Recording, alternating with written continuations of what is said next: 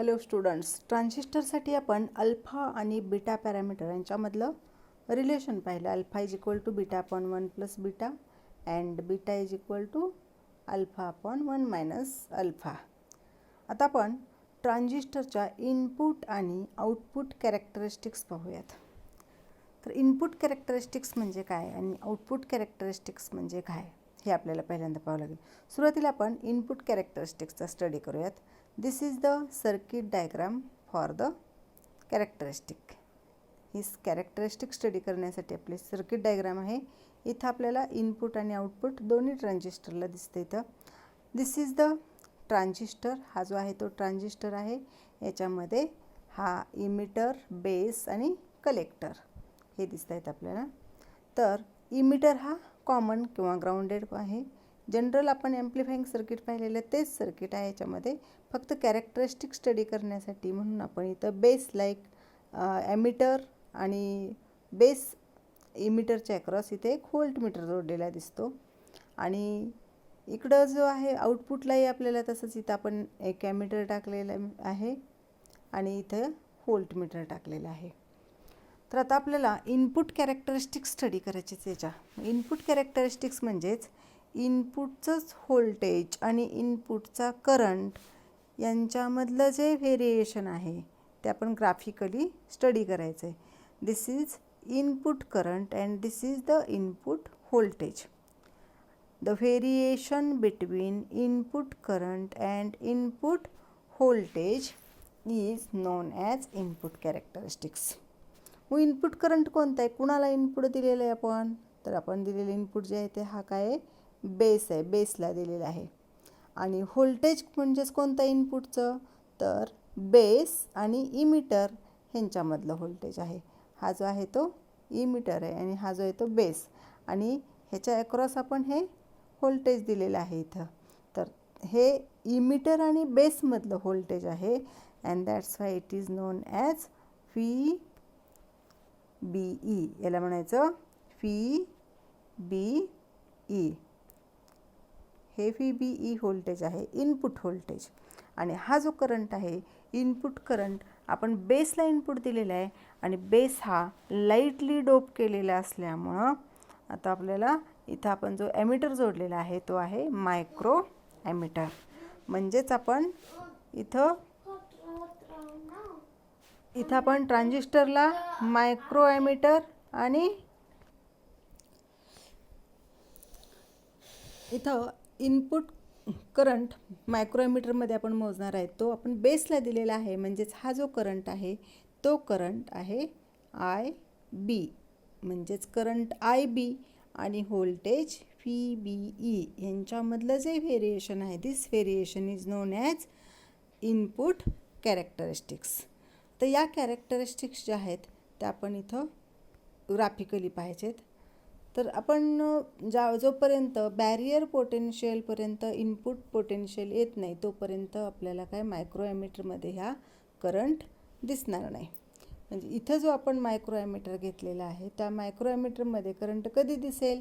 तर ज्यावेळेस हा बॅरियर पोटेन्शियलपेक्षा हे व्ही बी ए जे आहे हे जास्त असेल त्यावेळेस आपल्याला करंट मिळेल तो. तर इथं आपण जे घेतलेलं आहे तो आउटपुट व्होल्टेज जे आहे ते त्यावेळेस 4 व्होल्ट हे आपण कॉन्स्टंट ठेवलेलं आहे. म्हणजे 4 व्होल्ट व्होल्टेज आपण कॉन्स्टंट ठेवलं. आणि इनपुट जे आहे ते आपण व्होल्टेज जे आहे व्ही बी ई तर एक्स ॲक्सिसवर व्ही बी ई घेतलेलं आहे. वाय ॲक्सिसवरती आपण आय बी घेतलेलं आहे. एक्स ॲक्सिसवरती आहे व्ही बी ई आणि वाय ॲक्सिसवरती आहे आय बी.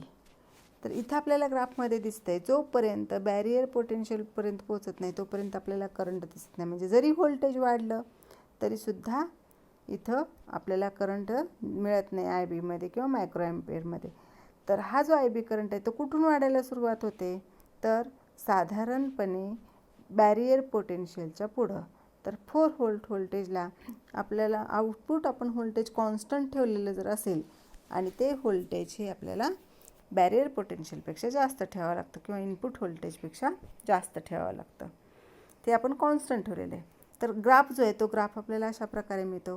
म्हणजे हा जो ग्राफ आहे, this graph is same as that of normal diode, P N junction diode. तर त्या फॉरवर्ड कॅरेक्टरिस्टिक आपण डायोडच्या ज्या पाहिलेल्या आहेत त्याच्यामध्ये सुद्धा आपल्याला असाच ग्राफ मिळालेला होता. आता समजा आपण आउटपुट व्होल्टेज म्हणजे VCE जे आहे ते वाढवलं आणि 10 व्होल्ट केलं. तर 10 व्होल्ट केल्यानंतर काय दिसतंय, तर आपल्याला पहिल्यांदा सुरुवातीला बॅरियर पोटेन्शियलपर्यंत करंट मिळत नाही आणि ज्यावेळेस बॅरियर पोटेन्शियलच्या पेक्षा जास्त पोटेन्शियल असेल, VBE होईल इनपुट व्होल्टेज, त्यावेळेस हा करंट काय होतं ते वाढत जातं आहे. पण हा करंट काय झालेला आहे, तर कमी झालेला करंट दिसतो आहे आपल्याला. म्हणजे 4 व्होल्टपेक्षा हा जो करंट आहे तो करंट काय झालेला दिसतो, डिक्रीज झालेला दिसतो. म्हणून आपल्याला याच्या कॅरेक्टरिस्टिक ज्या आहेत त्या कॅरेक्टरिस्टिक्स काय सांगता येतील, तर इनपुट करंट IB हा 0 कुठपर्यंत 0 असेल, तर बॅरियर पोटेन्शियल ओव्हरकम होत नाही तोपर्यंत.